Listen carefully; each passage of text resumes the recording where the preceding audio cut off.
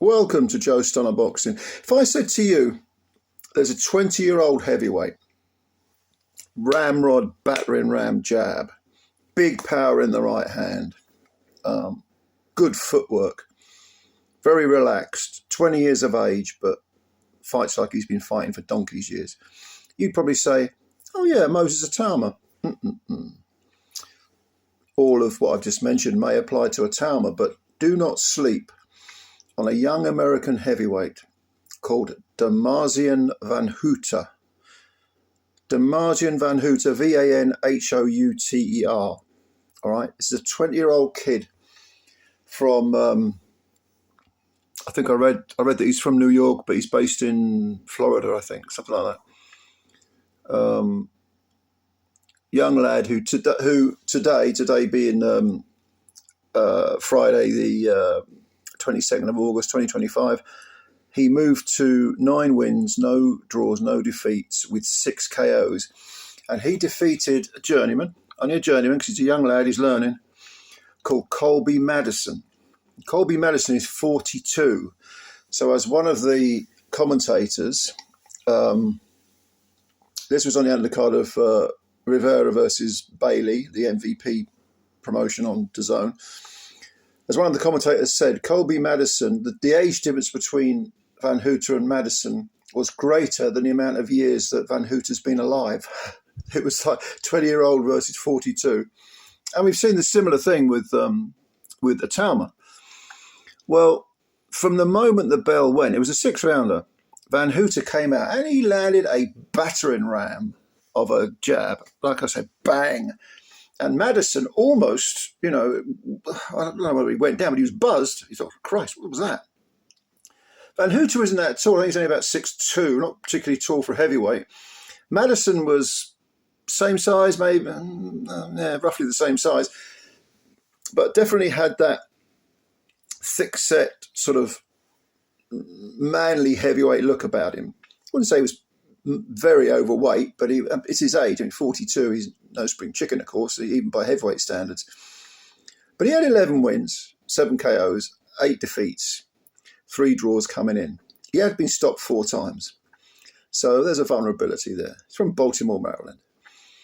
And Vanhouter, again, the jab was very prominent, but he was looking to pick his shots. And while he was doing that, Colby Madison, started to work his own jab. And he'd had some nice little slick moves. He was moving quite well himself. And clearly he'd seen a boxing ring before, you know what I mean? He wasn't, even though his record was 11-8-3, he didn't look like a complete pudding. But Vanhouter, you could tell he was looking for the opportunity.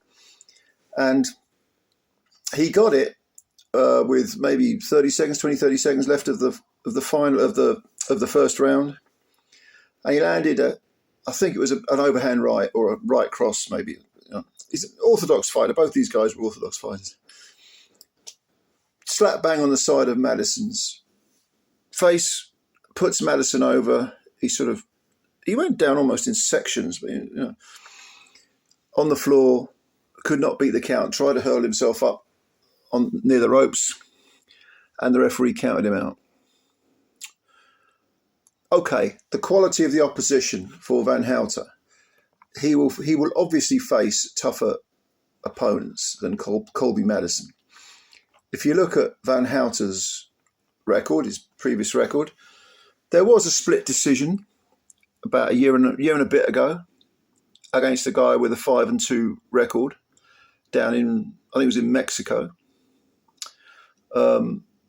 He's only faced journeymen. That's all. I mean, very low-level opposition for Vanhouter. But sometimes, as we know, it is how you get your work done. And let's not forget that if you take out Dillian White, maybe Balogan and Dempsey McKean, maybe, the rest of the opposition was very, very low for Itauma. So I would say Itauma, in terms of quality of opposition, is ahead because he's knocked out White in a round. Okay, White's seen much better days. Dempsey McKean got rid of him in a round. And that might still be Moses' best win when you consider that McKean nearly went the distance with Filip Hrgovic. He went to the 12th round anyway. And Balogan is, former football player, had a bit of ambition, but no match for Moses. Got rid of him in 2 rounds. He beat an ancient Marius Vac, who must be in his mid-40s by now. So yes, even though neither of these guys has faced anyone, a prime guy, you'd still say that Itauma is slightly ahead of Vanhouter, even though they're both only 20. But Jesus Christ, we're being nitpicky here. I see a lot of potential in Damazion Vanhouter, a lot of potential. And it would not surprise me at all if further down the line, maybe when the pair of them are 24, 25, something like that, Damazion Vanhouter meets Moses Itauma. And it's during the build-up anyway, people are thinking this could be a competitive fight.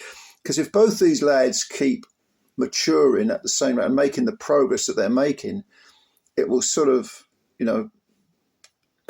settle, shall we say, roughly in the same area.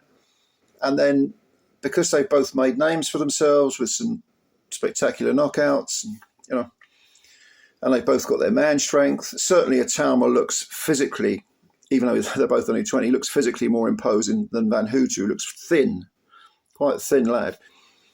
But nevertheless, when the dust settles, don't be too surprised if these two get paired up and it's considered one of those, not maybe a pick'em fight, or it creates a buzz anyway. So remember that name, Damazion Vanhouter, American guy. And God knows the Americans need some decent heavyweights because they're thin on the ground at the moment. Most of the greatest heavyweights in boxing history, most of them have probably been from America. It's difficult to argue otherwise. There have been some great ones from, other countries, but there was a time, I grew up when heavyweight boxing was completely dominated by the American fighters. But this kid might be the one to resurrect a few past glories. Have a look at him. Go and have a look at him. Let me know what you think. Thanks for watching the video. Please hit the like button if you liked it and subscribe to the channel if you're new and spread the word about Joe Stunner Boxing. Thank you very much, ladies and gentlemen. Bye for now.